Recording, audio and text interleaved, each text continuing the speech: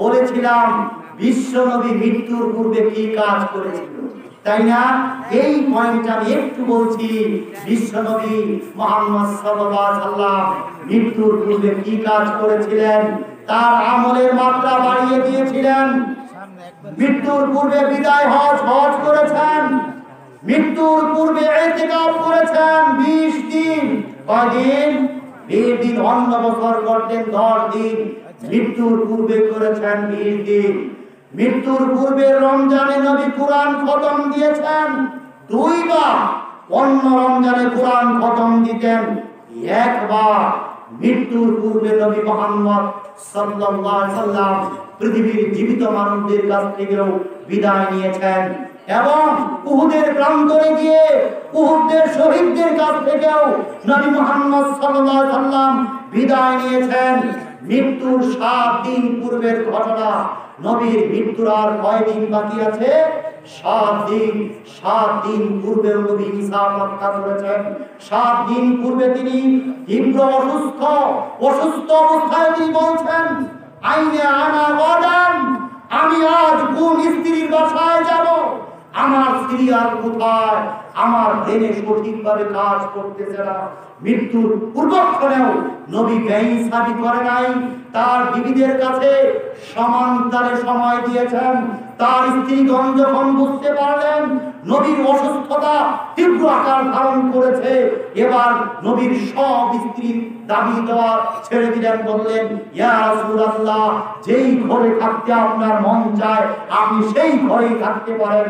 আল্লাহর রাসূল বললেন, আমাকে আয়েশার ঘরে নিয়ে যাও। বলছিলাম ইনসাফ রক্ষা করা। আপনার ছেলে মেয়ে, আপনার পাড়া প্রতিবেশী, আপনার ওয়ারিস ইনসাফ রক্ষা হয়েছেন কিনা একটু বিবেচনা করা লাগবে। নবীর মৃত্যুর 5 দিন পূর্বে খুতবা নবী ওসিহাত করলেন, বললেন, আমার মাথায় বিভিন্ন কূপের 7 মশক পানি ঢালো, মাথায় তীব্র জ্বর, মাথা অনেক গরম, আমি মনে হয় আর বাঁচবো না, আমি উম্মতকে কিছু নসিহত করে যাই। আল্লাহ রাসূল দীর্ঘ সময় ভাষণ দিলেন। এরপরে যেটা বললেন, তোমাদের মধ্যে কেউ কি আছো আমার কাছে ঋণ পাও? তোমাদের মধ্যে কেউ কি আছে যার ইজ্জতের উপর আমি কটূক্তি করেছি, কটাক্ষ করেছি? তোমাদের কেউ কি আছে যার পিছে আমি অন্যায় ভাবে আঘাত করেছি? এক সাহাবী দাঁড়িয়ে গেল, ইয়া রাসূলুল্লাহ, আপনার কাছে আমি 3টা দিনার পাই। কয়টা দিনার? 3টা দিনার। আল্লাহর রাসূল বললেন, ও ফজল, আমার কাছে তো টাকা পয়সা নাই, আমার পক্ষ থেকে এই ব্যক্তির ঋণটা তুমি মিটিয়ে দাও। কার ঋণ আছে আজকে মিটাতে হবে। 1 টাকা ঋণের কারণে আপনাকে জাহান্নামে যেতে হবে। 1 টাকা অন্যের হক নষ্ট করার কারণে আপনাকে জাহান্নামে যেতে হবে। আল্লাহ রাসূল আরো 2টা কথা বললেন, আমি কি তোমার ইজ্জতের উপর কটাক্ষ করেছি? আমাকে গালি দিয়ে সেটা শুরু করে দাও। আমি কি তোমার পিঠের উপর দৌড়া মেরেছি? আমার পিঠে দৌড়া মেরে তার প্রতিশোধ গ্রহণ করে নাও। নবীর মৃত্যুর আর মাত্র 4 দিন বাকি আছে। বৃহস্পতিবার নবী খুবই অসুস্থ হয়ে গেলেন। ইয়াসারের সালাতে অসুস্থ হলেন, 3 বার বেহুশ হয়ে গেলেন।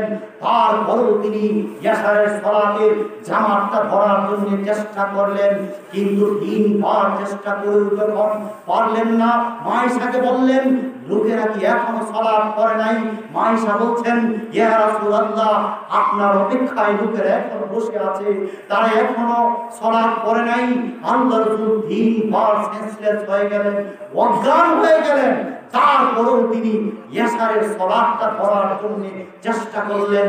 পরিশেষে বললেন, যাও আবু বকরকে গিয়ে বলো আবু বকর যেন লোকদেরকে নামাজ পড়িয়ে নেয়।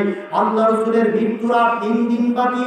শুক্রবার এবার তিনি দাঁড়িয়ে একটা ভাষণ দিলেন, তোমাদের কেউ যেন আল্লাহর প্রতি সুধারণা না নিয়ে মৃত্যুবরণ না করে ধারণাটা যেন এমন থাকে, আল্লাহ আমার সাথে ভালো আচরণ করবেন, আল্লাহ আমার সাথে ভালো আচরণ করবেন।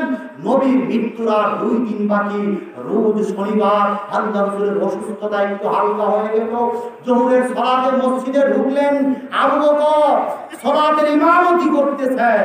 আল্লাহর রাসূল আবু বকরের ডান দিকে বসে গেলেন। আবু বকর রাসূলের ইক্তিদা করলেন আর সাহাবায়ে কেরাম বকরের ইক্তেদা করলেন।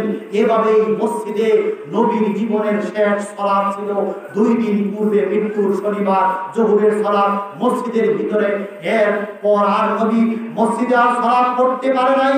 নবীর মৃত্যুর 1 দিন পূর্বে রোজ রবিবার নবী মুহাম্মদ সাল্লাল্লাহু আলাইহি সাল্লাম তার ঘরে যে কয়টা টাকা পয়সা ছিল সবগুলো দান করে দিলেন, অস্ত্রগুলো হেবা করে দিলেন, দাসগুলোকে মুক্ত করে দিলেন, টাকা পয়সা যা ছিল করে সব দান খয়রাত করে দিলেন। এবং আয়েশা বলছেন ওই দিন ঘরের ভিতরে বাটি ভরানোর জন্য নবীর ঘরে তেল ছিল না, পাশের বাড়ির থেকে তেল ধার করে নবীর ঘরের বাটিটা ভরানো ছিল। আয়েশা বলছেন নবী মুহাম্মদ সাল্লাল্লাহু আলাইহি সাল্লাম চলে গিয়েছেন, নবী রেখে যায় নাই দিনারান ওলা দিরহামান ওলা সাতান ওলা বাইরান। নবী একটা দিনার রেখে যায় নাই, একটা দিরহাম রেখে যায় নাই, ওলা সাতান একটা বকরিও রেখে যায় নাই, ওলা বাইরান একটা উটও নবী রেখে যায় নাই। শেষ দিন সোমবার, এবার নবীর মৃত্যুর দিন। নবী ফাতেমাকে দেখে কানে কানে কি বললেন, ফাতেমা কেঁদে দিলেন। পরক্ষণেই আবার ফাতেমার সাথে কানে কানে কি বললেন, এবার ফাতেমা হেসে দিলেন। আয়েশা বলছেন ও ফাতেমা, নবীজি তোমাকে কি বললেন, তুমি একবার কেঁদে দিলে আরেকবার হেসে দিলে। তখন ফাতেমা রাদিয়াল্লাহু তাআলা বলছেন নবী আমাকে প্রথমে বলল ও ফাতেমা আমি আর বেশিক্ষণ বাঁচবো না, অল্প কিছুক্ষণের মধ্যে আমি চলে যাব। এই কথা শোনার পর ফাতেমা কেঁদে দিলেন। নবী দ্বিতীয়বার আবার ফাতেমাকে ডেকে বললেন ও ফাতেমা শোনো, মরার পরে আমার পরিবার থেকে যে সর্বপ্রথম আমার সাথে সাক্ষাৎ করবে সে হলো তুমি ফাতেমা, অর্থাৎ আমার মরার পর পিছনে পিছনে তোমার মৃত্যু হবে, তুমি আমার সাথে সাক্ষাৎ করবে। মৃত্যুর পূর্বক্ষণে নবী 3টা কথা বলেছিলেন। মৃত্যুর পূর্বক্ষণে নবী 3টা ওসিয়ত করেছিলেন, লানাতুল্লাহিল ইয়াহুদ ওয়ান নাসারা ইত্তাখাযু কুবুর আমবিয়াইহিম মাসাজিদ। ইহুদিদের উপর আল্লাহর লানত, নাসারাদের উপর আল্লাহর লানত। তারা নবী এবং রাসূলদের উপর, নবী রাসূলদের কবরকে উপাসনালয়ে পরিণত করেছে, গির্জা বানিয়েছে, মূর্তি বানিয়েছে, ভাস্কর্য বানিয়েছে। এই কারণে তাদের উপর আল্লাহর অভিশাপ। দ্বিতীয় ওসিয়ত করেছিলেন লা ইলাহা ইল্লাল্লাহ, লা ইলাহা ইল্লাল্লাহ।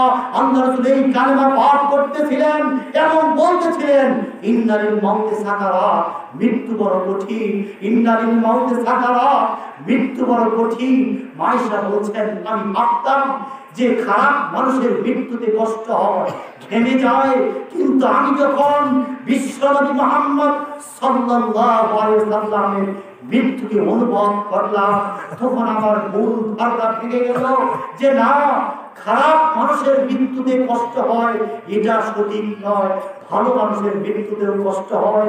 আল্লাহ রাসূল সাল্লাল্লাহু আলাইহি সাল্লামের মুখটা বারবার ঘেমে যাচ্ছিল, আর নবী একটা ভিজা টেকা দিয়ে তার মুখটা বারবার মুছে দিচ্ছিলেন আর বলছিলেন আয়েশা, ওই যে ইহুদি মহিলা আমাকে বকরির মাংসের সাথে আমাকে বিষ খাওয়িয়েছিল, ওই বিড়া এখন আমাকে তীব্রভাবে দিচ্ছে, আমার শিরা উপশিরাগুলো ছিঁড়ে যাচ্ছে, ছিঁড়ে যাওয়ার উপক্রম হচ্ছে।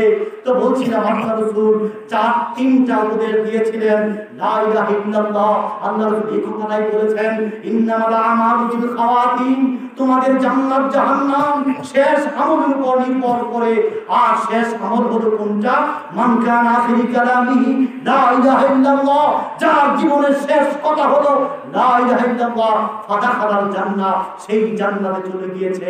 নবী 3 নম্বর ওসিয়ত করেছিলেন আর as-সালাত as-সালাত আও মা মালাকাত আইমানুকুম, উম্মাহ সালাত করো, উম্মাহ সালাত করো, আও মা মালাকাত আইমানুকুম, দাস দাসীদের সাথে ভালো আচরণ করো, কর্মচারী কর্মকর্তাদের সাথে ভালো আচরণ করো।